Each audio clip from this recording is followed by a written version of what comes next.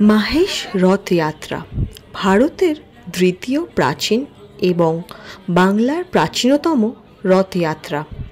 এই উৎসব 1396 সালে মাহেশ শ্রীরামপুর হুগলিতে অনুষ্ঠিত হয়ে আসছে।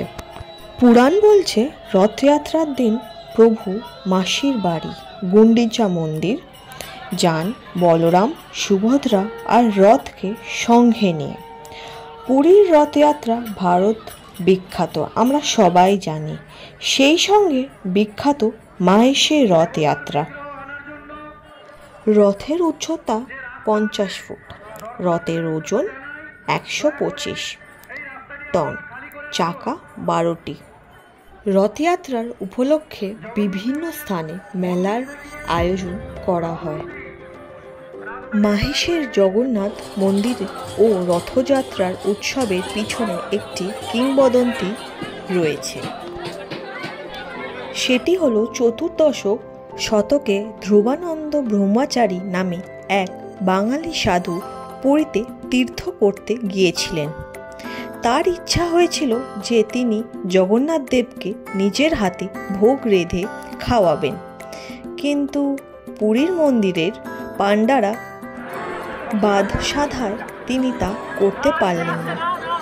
তখন দুঃখিত হয়ে তিনি আমরণ অনশনে বসলেন। 3 দিন পরে জগন্নাথ দেবের তাকে দেখা দিয়ে বললেন, ধ্রুবানন্দ, বঙ্গদেশে ফিরে যান।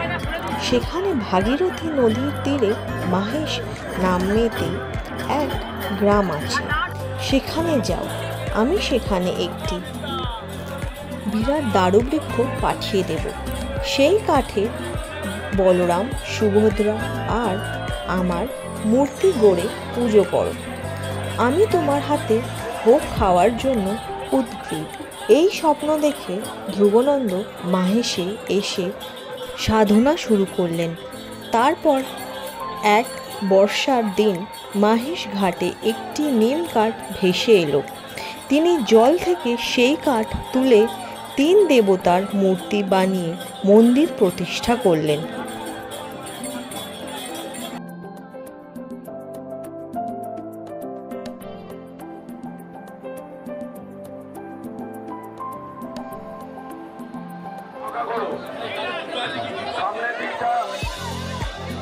একটু ফাঁকা করো,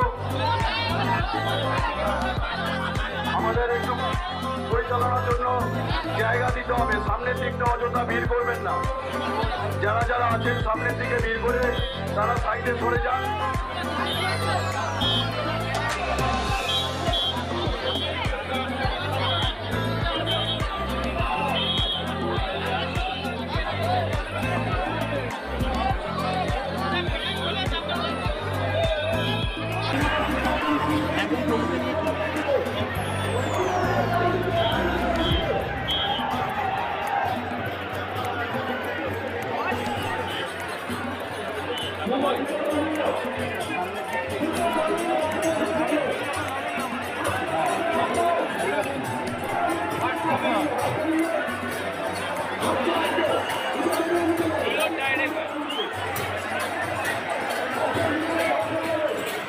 রথের উপরে যে ভিডিওসগুলো দেখছেন এটি আমার ফ্রেন্ড করে দিয়েছে।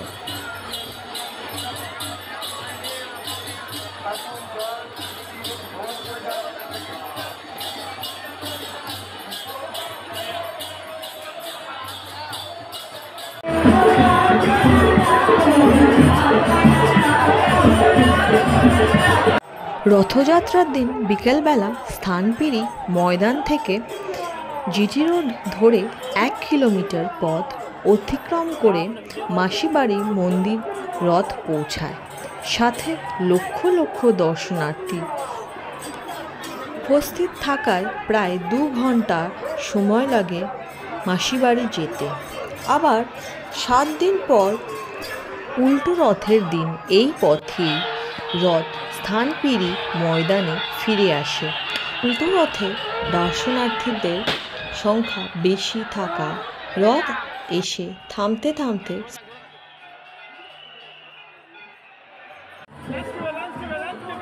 সন্ধে প্রায়।